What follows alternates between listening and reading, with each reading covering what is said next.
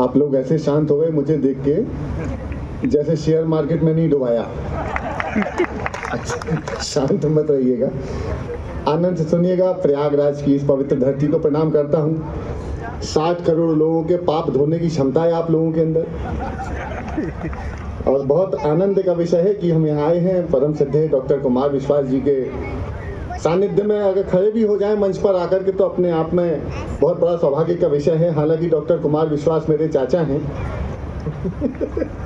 नहीं, लगता मैं हूँ लेकिन वो हैं।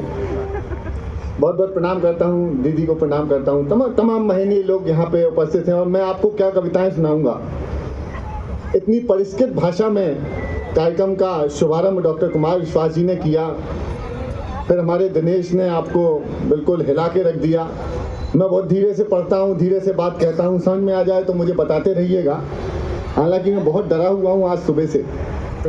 सुबह अरे ये चौराहा था, पता नहीं कौन सा, वो एयरपोर्ट से आ रहा था होटल, तो चौराहे पे लाल बत्ती पर वो गाड़ी रुक गई 2-3 मिनट। अब वहाँ एक बड़ा खूबसूरत सा चेहरा मेरी तरफ तक तक तक तक करके चलता हुआ आ रहा। ओहो, पहली ही नज़र में मोहब्बत हो गई। मतलब डॉक्टर कुमार विश्वास जी की वो यहाँ मोहब्बत हुई और मुझे भी यहाँ हुई। तक तक तक मेरी तरफ आने लगा। जैसे जैसे पास आए वो चेहरा, मुझे और मोहब्बत होती जाए। थोड़ा और करीब आए तो मैंने बच्चों के नाम सोचना शुरू कर दिया। वो और करीब आई, क्या सौंदर्य साहब। 5 फुट 8 इंच की हाइट, गोरे गोरे गाल, कजरारे नैन, लाल लाल दहकते होठ, 5 फुट 8 इंच हाइट। विद्यापति का कोई सोगा सा छंद चल के आ रहा हो। वो बिल्कुल करीब आई तो लगभग मोहब्बत हो ही गई थी कि उसने ताली बजा दी। तब से मैं तालियों से डरा हुआ हूँ। एक बार आगे से लेकर पीछे तक के लोगों से निवेदन है, एक बार मुझे मेरा तालियों से दहशत खत्म कर दीजिए। बस ये इतना डर मेरा खत्म कर दिया। बहुत बहुत धन्यवाद। मैं तो बहुत बहुत भाजपा का तो मैं बहुत बड़ा फैन हूँ भाजपा का। अच्छा, अरे आपने देखा नहीं चाचा, वो पिछले दिनों पॉपकॉर्न पर जीएसटी लगा दिया। मैंने दिनेश, बीजेपी ने पॉपकॉर्न पर जीएसटी लगा दिया। क्यों? तो दिनेश के जवाब पर दिनेश को तालियां मिले। मैं कहा दिनेश पॉपकॉर्न पर जीएसटी लगा दिया क्यों? कहने लगा बेटा भाजपा के सामने जिसने भी उछल कूद की उस पे लगी।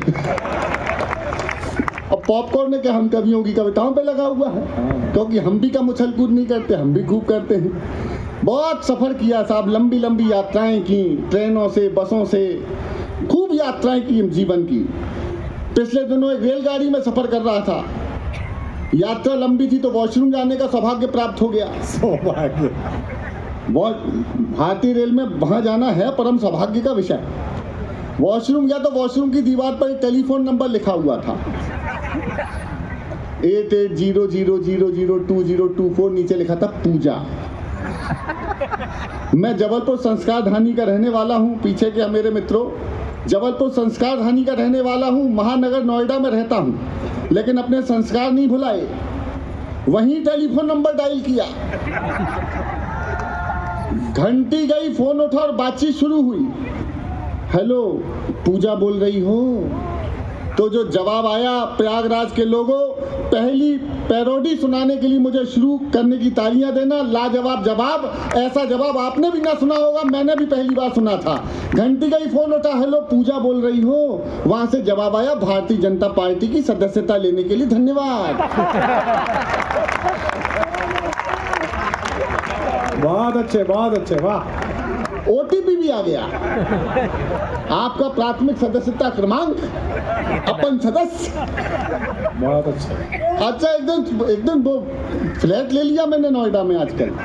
तो सुबह से शाम तक एक ही काम है बस। रोज फोन आता है, जी आपका फ्लैट है, बेचना है? नहीं जी नहीं बेचना। किराए से देना है? नहीं देना। लोन ट्रांसफर करा लो? लोन ही नहीं लिया। एक दिन सुबह सुबह फोन आया, सर फ्लैट है? मैंने कहा है। बेचना है? हाँ बेचना है। अब बोले किराए से देंगे? वो भी देंगे। Loan transfer? मैंने कहा वो भी करेंगे। तू तो ये बता करना क्या है? बोले आपका आधार कार्ड दे दो। मैं कहा आधार कार्ड दे दूंगा, लेकिन फ्लैट तो सुदीप भोला का है, मेरा नहीं है। तो कहने लगे जी तो फिर उनका नंबर दे दो, बात करा दो। मैं कहा ठीक है, नंबर नोट कर लो, 88 0 0 जी, जब तक सारे नहीं बजाओगे पूरा नंबर नहीं बताऊंगा मैं। भाजपा को मेरा धन्यवाद ही होना चाहिए, मेरी पूजा ने 10,000 सदस्य बनाए। अद्भुत देश है, लाजवाब काम है। वो एक दिन फिर फोन आया सुबह 6 बजे, सुदीप भोला बोल रहे हो? हाँ जी बोल रहा हूँ। हाँ पूजा बोल रही हूँ। हाँ मैंने कहा पूजे बोलो। पूजे हाँ वो थोड़ा अपनापन सा हो जाता है ना, उससे हो गया। कहला बोलो लो कुछ नहीं, सदस्यता ली थी, गुजरात में चुनाव है, काम करना है, आ जाओ। मैं पहुंच गया जी काम कराने। बड़े बड़े देखो तालियों का विस्फोट करना, बिल्कुल अद्भुत बात कहूंगा। बड़े बड़े होर्डिंग बैनर फ्लैक्स दे दिए कि जो उपयुक्त स्थान दिखाई दे ले जाके लगाओ। मैं तत्काल प्रभाव से शुरू हो गया, बड़े बड़े नारे लिखे हुए, अब की बार 400 पार आएंगे तो मोदी, तमाम नारे। कहले जो उपयुक्त स्थान दिखाई दे ले जाओ लगाओ। मैं तत्काल शुरू हो गया, सबसे पहले सबसे बड़ा वाला उठाया, अब की बार 400 पार, और ले जाके लगाया पेट्रोल पंप पर। हाँ अब की बार बस मेरे साथ गाते बजाते रहना, बताते रहना, अब की बार ऐसा ही। दूसरा पोस्टर लेके निकला तो रास्ते में सब्जी मंडी पड़ी, एक जना लहसुन बेच रहा था, मैंने भाई कैसे दी? कहले 400 पार। मैंने वहीं एक पोस्टर चिपका दिया जिसपे साफ लिखा था न खाऊंगा। अच्छा मेरी हरकतों को दीदी कुछ कांग्रेसी देख रहे थे, कहने लगे ये आदमी तो अच्छा है, हरकत हमारे नेता जैसी कर रहा है। अच्छा आजकल कांग्रेसी वही मिलते सब्जी मंडी में, ये समझ में नहीं आता खरीदने आए हैं या बेचने। अच्छा है। उठा के ले गए अपने चुनावी कार्यालय में, यूं बिठा दिया जैसे दिनेश भैया को बिठाल रखा है। तभी मुझे ध्यान आया गुरु आखिरी पोस्टर लगाना तो रह गया। आखिरी पोस्टर लगा रहा हूँ, सही जगह सही पोस्टर लगाऊं तो मुझे प्रारंभ कर दीजिएगा, मैं शुरू हो जाऊंगा। आखिरी पोस्टर चुनावी कार्यालय कांग्रेस के बाहर लगा दी जिसपे साफ लिखा था आएगा तो मोदी ही। अरे नमो नमो के नारे खूब हुए जयकारे, हरियाणा दिल्ली वालों ने खोल दिए भंडारे। नमो नमो के नारे खूब हुए जयकारे, हरियाणा दिल्ली वालों ने खोल दिए भंडारे। सारे मोदी के विरोधियों में मेल हो गया, जब तक सारे नहीं बजाओगे मैं नहीं गाऊंगा।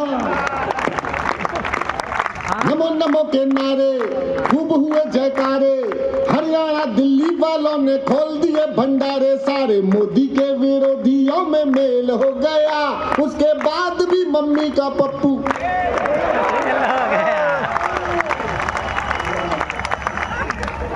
फेल हो गया। दुनिया में सबसे ज्यादा भाषाएं किसको आती हैं? जब मुझसे पूछा था दिनेश